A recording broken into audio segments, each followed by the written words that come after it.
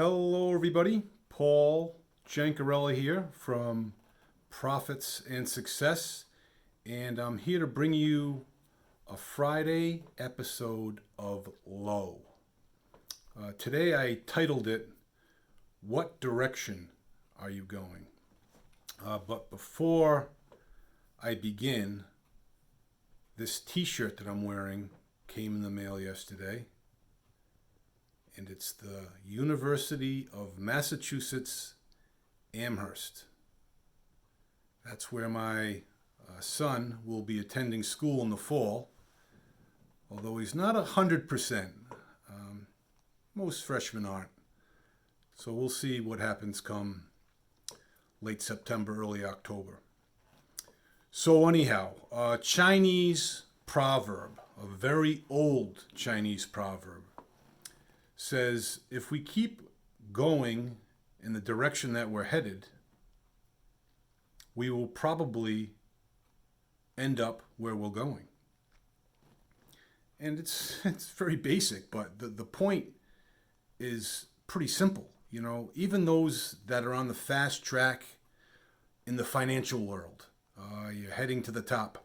Do you know where you're going? Do you know what you want? Do you want a family? Do you want single life? Even those that are on the spiral downward of chemical dependency, do they know what they want? Do they know what the world has in store for them? And these are things that even some people in between need to take consideration and figure out, so to speak, because we need to know where we're going in order to get there. And another great quote that I heard this week, I think it was this past Sunday, was from a entrepreneur who said, hey, listen, sometimes we're not called to preach a sermon, but to live one. And that kind of hit me between the eyes. I tend to get on social media, provide a video and rah-rah what you should do and this is how you should do it. But am I doing that? Am I living up to what I aspire to be, so to speak? So that was a good quote for me. And another one by Tony Robbins, it wasn't so much a quote but a paraphrase, where he said, listen, don't get caught up in the shoulds. I should do that. I should do this. This is coming up. I probably should do it. Until you find out that you've should all over yourself, and it really, resonated with me because sometimes that's what we do to ourselves. Instead of just getting there and putting action and implementation in play. That was, huge. And another mentor of mine, Matthew Kelly, who basically said perseverance. You need to persevere always. And he gave a litany of failures from Abraham Lincoln.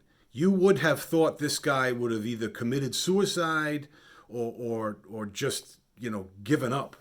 As a matter of fact, he did suffer a mental breakdown and spent some time in a psychiatric hospital for whatever it was worth back in the 1800s. But nonetheless, he persevered. He kept, election loss after election loss and appointment loss, and losing his wife to, I don't know what, but she passed away.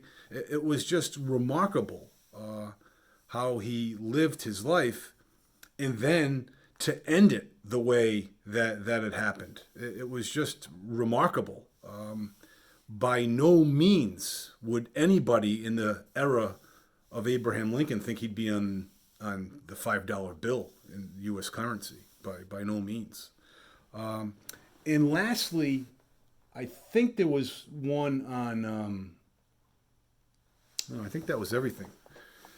Yeah, that was everything. So I did memorize it all. Folks, have a good weekend. I wanted to show you one last thing, though, before my picture of Jesus, as you can see in the background there.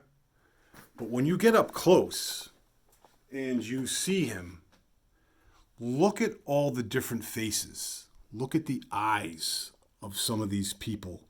You know, it's like, holy cow, it's so mysterious and fascinating, you know, all in one. Like all the people around his eye, it's amazing. But I counted 30 people in that painting.